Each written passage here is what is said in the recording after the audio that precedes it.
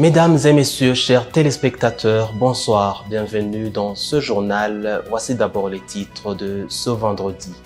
L'avion M60 de Burundi Airlines reste inutilisé jusqu'à maintenant à cause de ses quelques imperfections sur l'aspect technique, comme l'affirme Marie-Chantal Nijimbere, la ministre ayant le transport dans ses attributions.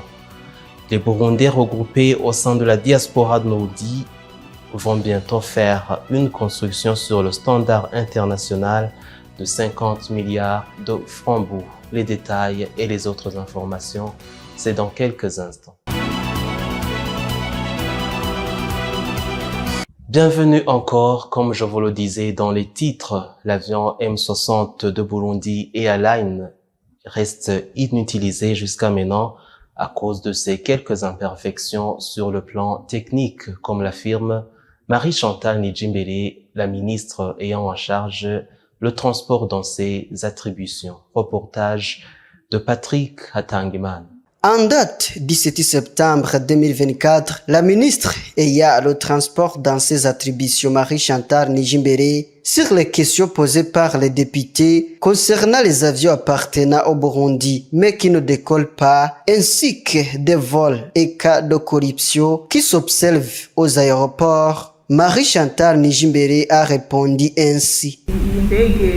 M60 nibyo indege twahawe biciye amasezerano hamwe n'igihugu cy'Ubushinwa hanyuma imaze gushika ngaha biragaragara nk'uko twabivuze yuko hariho utunenge tumwe. Évidemment, l'avion MA60 nous est donné par la Chine, mais juste à son arrivée au Burundi, nous avons remarqué quelques imperfections d'aspect technique non négligeables qui doivent être corrigées avant son premier décollage. Nous l'avons déjà informé à son donateur, c'est-à-dire la Chine, si nous pouvons le renvoyer chez eux ou s'ils puissent venir le réparer ici au Burundi. Urumva yuko ni aspect technique umuntu atonegija kugira ngo iyo ndege ishobore kuguruka.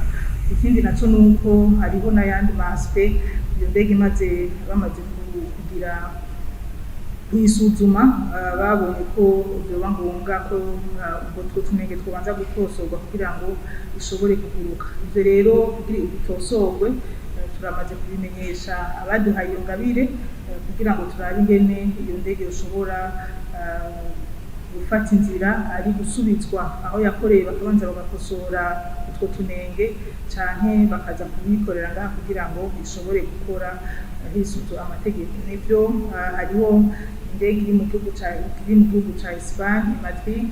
Il y a aussi l'avion qui est à Madrid, en Espagne, donc une somme de 500 millions de budget annuel de l'État est prévue pour payer son stationnement et quelques entretiens. Mais nous vous tranquillisons qu'une équipe d'analyse s'est rendue sur les lieux pour voir comment cet avion peut être réparé. Wagiyeyo kugira ngo urabe ibikenewe kugira ngo iyo ndege ishobore gukosorwa no gukorwa gutyo bizoshobore gusubizwa igihugu cy'u Burundi kugarukanwa hano mu gihugu cyacu cy'u Burundi imeze neza kandi ishobora kuvuruka. La ministre ayant le transport dans ses attributions tranquillise les Burundais qu'à l'aéroport international Melchior Ndadaye, il y a de la technologie appropriée pour détecter toute forme de vol et que le coupable soit sanctionné sévèrement.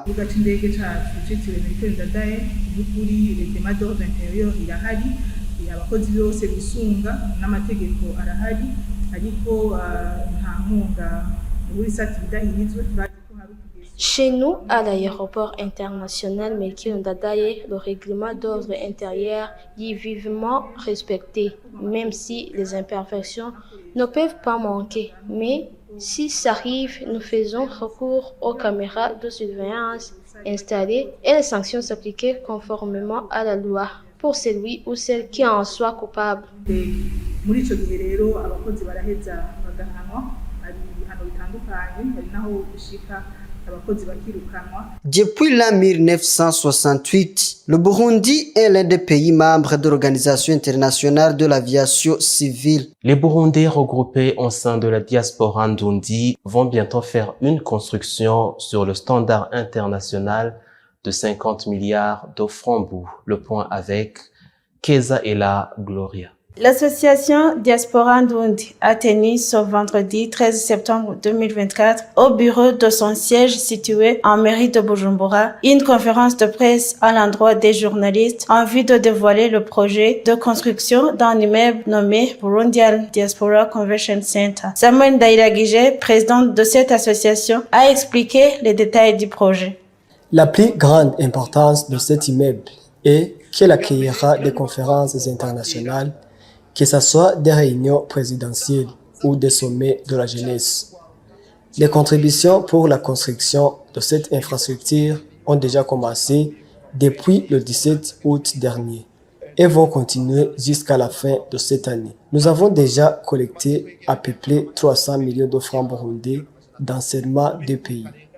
Maintenant, il est temps de communiquer ce projet auprès des représentants des Burundais à l'étranger.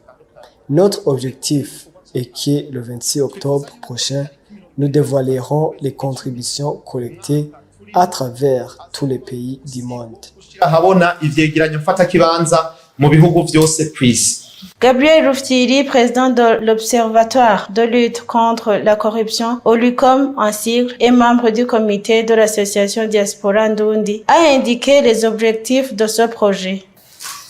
Icyo dukeneye nabivutse nikiyababwiye nubumwe icyo nicyo kituma guhurira bigira kabiri dukeneye. L'unité est le point focal de l'association et ensuite le développement.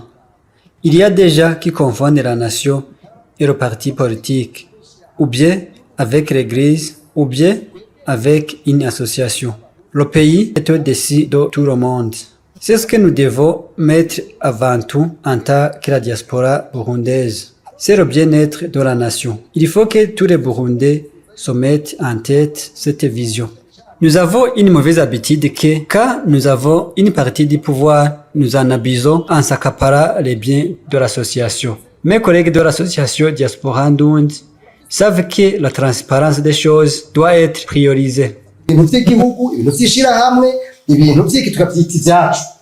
Ibyo narababwiye muri diaspora abadukorana. L'immeuble aura 300 chambres et les travaux de son exécution coûteront 50 milliards de francs burundais. Le concours destiné aux influenceurs burundais a été organisé sous le thème Best Influencer Award Ivyiza vyacu umunezero wacu.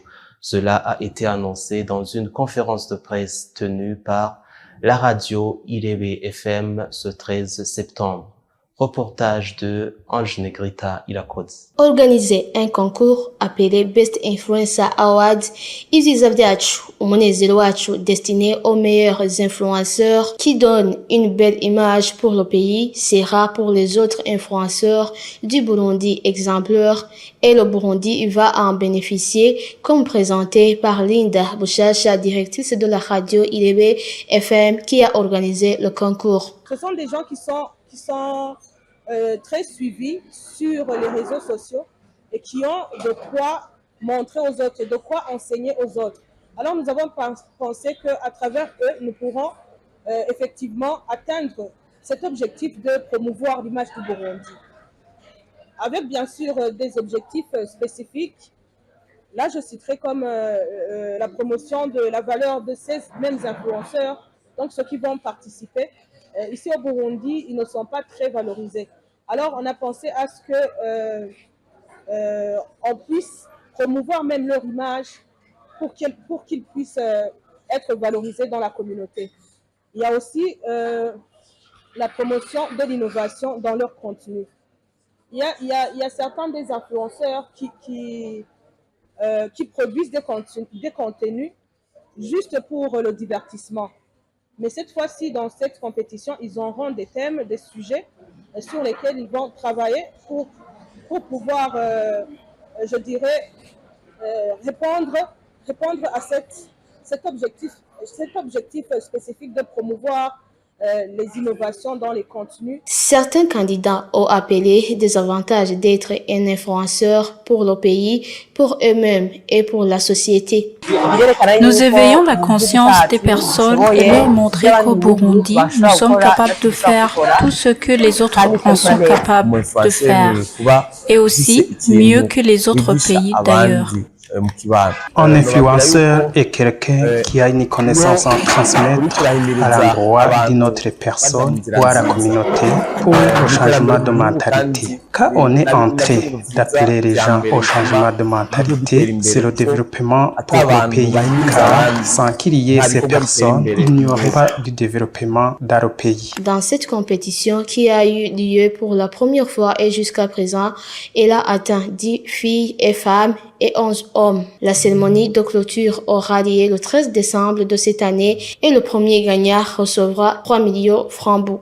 Page sportive à présent. À la 4e journée du championnat Primus League, 69 buts sont déjà marqués et à l'international, Cristiano Ronaldo a battu un nouveau record en atteignant 1 milliard d'abonnés sur ses réseaux sociaux. Le point avec Jules Verne Nakiman. Après avoir éliminé Hull City de la Somalie, Rukinzo Football Club a atterri ce vendredi en Tunisie pour le match contre le CS Sfaxien de la Tunisie dans la compétition de la CAF Confederations Cup. Le premier match se jouera ce dimanche 15 septembre et le deuxième se jouera le 21 septembre. Pour sa 4e journée, le championnat Primus League va continuer ce week-end avec des grandes affiches dont un match qui opposera Fambodi Centre et Aigle Noir. Un autre opposera Burundi Sport Dynamique et Bumamuru. Musongati contre Olympic Star et l'Académie d'Eira, qui a déjà 7 points dans 3 matchs joués, va affronter le Vitaro. Jusqu'à la 4e journée, 69 buts ont été marqués. Musongati a marqué plus de buts que les autres clubs avec 12 buts marqués. Et il a déjà encaissé un but. Alors que LRB Amasipiri est le club qui a déjà encaissé beaucoup de buts. Tamre Grouard est le meilleur buteur de la 4e journée avec 6 buts marqués. Mos Ndouimana de la Flambeau Centre et Brinene Habonimana de Musongati ont tous 3 buts. Ce dimanche, le club Urunani et Dynamo Basketball s'affronteront dans le premier match des playoffs après les qualifications anticipées pour la finale. Des matchs avant de totaliser 5 matchs prévus car ils ont gagné consécutivement les 3 premiers matchs contre Tigers et Remesha. Et ces 2 clubs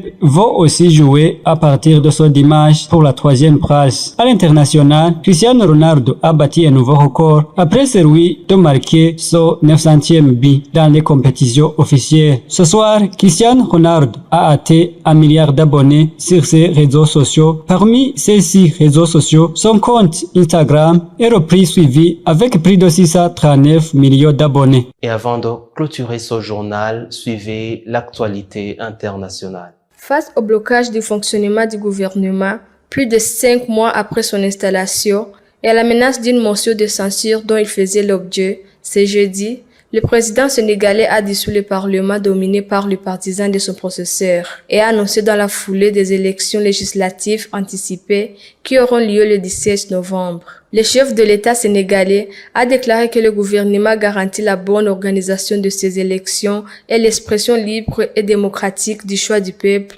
et que le meilleur gagne. Le pouvoir espère obtenir une majorité à l'Assemblée nationale lors de ce scrutin législatif anticipé afin d'exécuter son programme. Nommé le 2 avril, le premier ministre sénégalais Ousmane Sonko n'a jamais présenté sa politique générale devant le député. Son grand oral aurait sans nul doute tourné court devant une Assemblée nationale qui lui était hostile.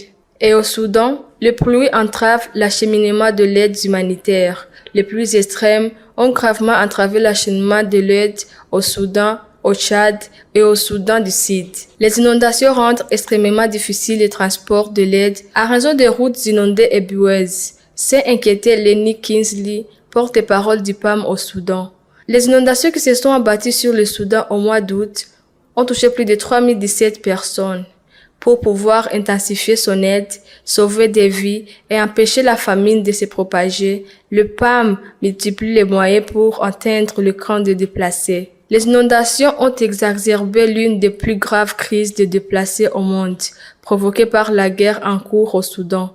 Cela fait plus de 500 jours que le Soudan a plongé dans une instabilité sans précédent due à la rivalité des généraux. Depuis avril 2023, les armes continuent de crépiter. Les forces armées soudanaises et les forces de soutien rapide se livrent une bataille sans merci depuis avril 2023. C'est par ici que nous mettons un point final à ce journal. Merci de l'avoir suivi. Belle soirée à tous.